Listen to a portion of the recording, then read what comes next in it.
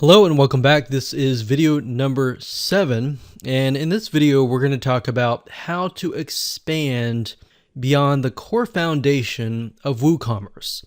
So what I mean by that is, how do you go from setting up a site, let's say for example that you want to sell subscriptions, a monthly subscription, you want to set up a membership site, or you want to integrate with a payment processor beyond just PayPal or Stripe.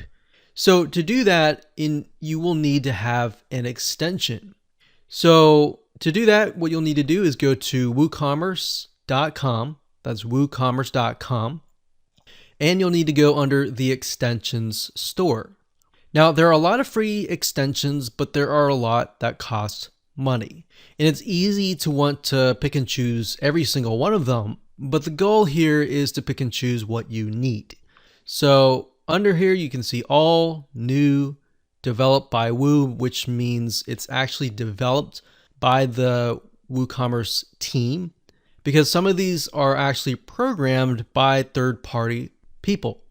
We have enhancements such as cart, checkout features, merchandising, product page features, search and navigation, and international. We've got marketing, email marketing, multi-channel marketing, promotions, reporting, and social media marketing. We've got payments in terms of fraud detection, in-person payments, off-site, on-site, pre-orders, subscriptions, and more.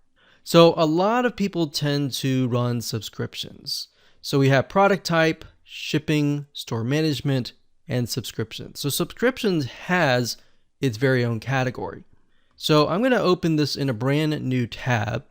But if we click on all, you'll be able to see all of the extensions. So as we can see here, it says Stripe accept all major debit and credit cards. So we actually have this.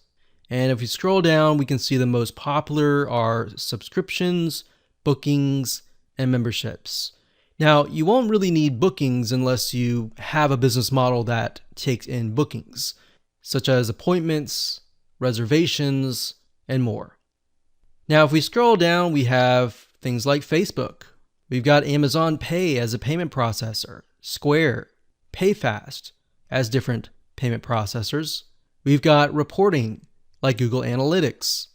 We've got ShipStation, which is a type of software that allows you to ship out physical products and automate that whole process. So if you're dealing with physical products, you could do that. We have MailChimp. So as you can see here, there are a lot of different extensions that you can buy, but the goal here is not to get lost into them, but to figure out what you really need. So if we're trying to set up a subscription, what I would do is up at the top, I would type in subscription.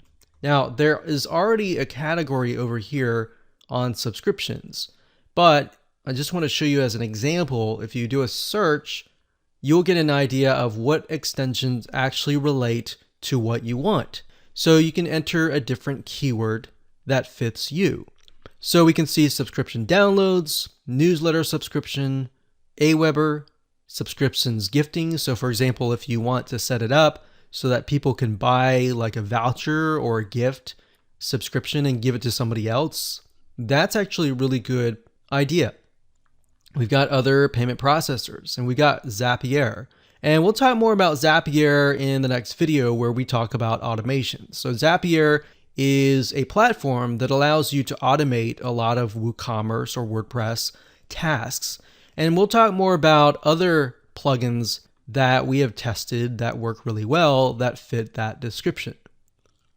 So the goal here is to figure out, what I would do is go through here, figure out exactly what you need, write it down, and then look at it and ask yourself, do you really need these items? Because it's really easy, as I said, to get lost in them and try to buy 10 or even 20 different extensions.